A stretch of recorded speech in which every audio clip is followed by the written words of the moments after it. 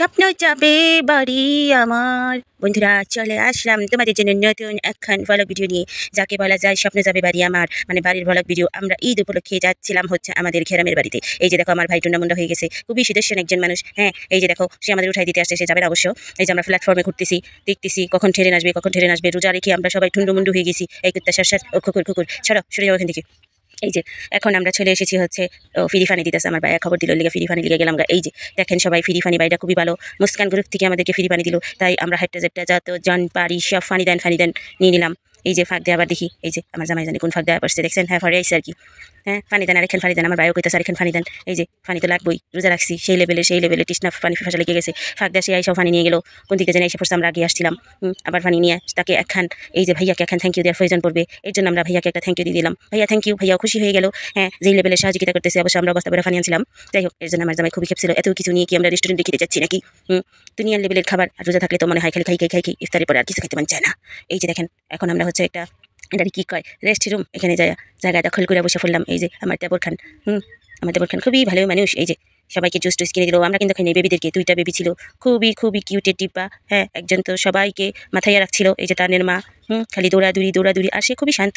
এই যে অবশেষে আমরা ট্রেনে উঠতে পারলাম লক্ষ্মী চুক্কি মেরে। হ্যাঁ ওঠার পরে ভাইয়াদেরকে কনভিন্স করে আমরা এখান থেকে সেখান থেকে আমার সিট এক জায়গায় পড়েছিল।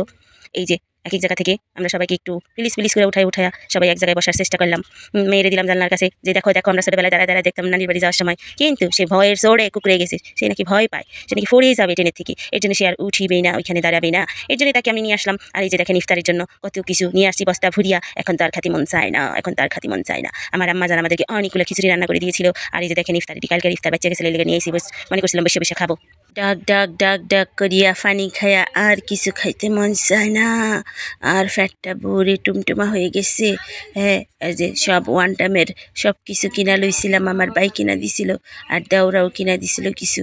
এই যে আর খাবো না, এর জন্য রেখে দিলাম সব কিছু, ফ্যাট ভরে গেছে। পাশের ভাইয়াকে সাদলাম, খাইবেন ভাই?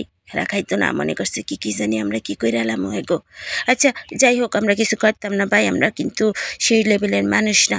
এই যে মেয়েরে জিজ্ঞেস করতেছি কোথায় যাবা, কেমন লাগছে, তার নাকি খুবই ভালো লাগছে, তার নাকি অসাধারণ লাগছে। যাক, বাচ্চা মানুষ ভালোভাবে আছে, সেটাই হচ্ছে বড় কথা, কোনো দুষ্টুমি করে নাই। তবে সবাই ফেরেশানের মধ্যে আছি, রোজা খুললা অবস্থায়। যে দেখেন একজন কি অবস্থা, রোজা খুললা মনে হয় বউ মরে গেছে, গালের মধ্যে হাত দিয়া সে, আহারে দুঃখ রে দুঃখ। এই যে দেখেন ট্রেন চলে দিচ্ছে, ঝুক অন্ধকার হয়ে গেছে। হ্যাঁ অন্ধকার হয়ে গেছে, সুন্দর ভালোই লাগছিল, কিন্তু সবাই বলছিল তোমার মোবাইলটা টান মেরে হিচ্চা মেরে লয়ে যাইব। হ্যাঁ সাবধানে আফু সাবধানে। এর জন্য আর বাইরের ভিডিও করলাম না, ভিতরের টানে ভিডিও করলাম। সেই অনেকক্ষণ জার্নির পরে রাত 10:30টার সময় নেমে গেলাম আমরা জামালপুর স্টেশনে, সদরে ভুলে গেছি।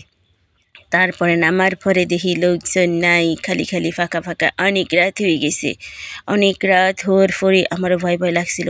ভেবেছিলাম সিএনজি দিয়ে যাব, আমরা যাব অনেক দূর, স্বপ্ন যাবে অনেক দূরে, সেই লেভেলের আর কি। এই যে দেখেন আমরা যাব হচ্ছে দেওয়ানগঞ্জ।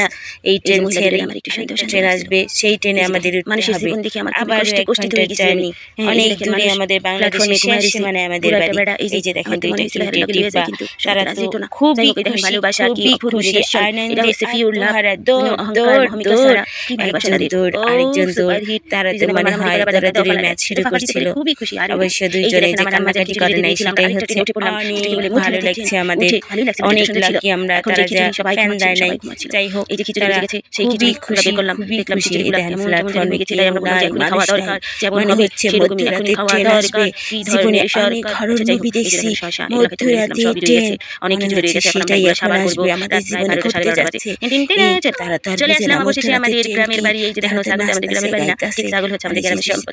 এই যে দেখেন এটা হচ্ছে মিঠু বট গাছ, গাছের প্রথমে আমার সন্দেহ লাগছিল, এই যে দেখেন এটা মনে হয় করই নাকি গাছ, কইতারি না। যাই হোক এই যে দেখেন সুন্দর একটা ছাগল বান্ধা, এই যে এটা হচ্ছে গেট, যে দুই পাশে ঘর, টিনের ঘরে বসে আমগো, এটা দেখে আবার কিছু মনে করি না, গ্রামের এটাই সুন্দর। হ্যাঁ দেখেন কি সুন্দর বড় বাড়ি, খুবই অসাধারণ মনোমুগ্ধকর দৃশ্য, খুবই ভালো লাগে গ্রামের ওয়েদারটা। আর যে সুন্দর ছিল, আর রাতের বেলা ছিল হচ্ছে আমরা ল্যাব গাইতে ঘুমাইছি, এই চৈত্র মাসে বোঝা যায় যে ঠান্ডা বাতাস। বাতাস, এই যে দেখেন কাঁঠাল গাছে কাঁঠাল অলরেডি ধরতাছে, সেই লেভেলের ভালো লাগে। আর এখানে দেখেন বাতাসে বাতাসে যেন বাতাসই হয়ে গেছিলাম, মনে হচ্ছিল উড়ে যাই সেই আকাশ দিয়ে। যাই হোক, আপনারা যদি এনজয় করতে চান, আপনারা কিন্তু আমন্ত্রণ রইল, আমাদের বাড়িতে চলে আসবেন। এই যে ভুট্টা ক্ষেত, এগুলো হচ্ছে সব আমাদের, এগুলো দেখার জন্য চলে আসবেন, নেওয়ার জন্য চলে আসবেন, ছেঁড়ার জন্য চলে আসবেন, আর বাতাস খাওয়ার জন্য অবশ্যই আসবেন। সবাইকে আমন্ত্রণ রইল আমাদের গ্রামটা দেখার জন্য। খুবই সুন্দর গ্রাম, অবশ্যই আমার খুবই ভালো লেগেছে। তবে জানি না, টাটা।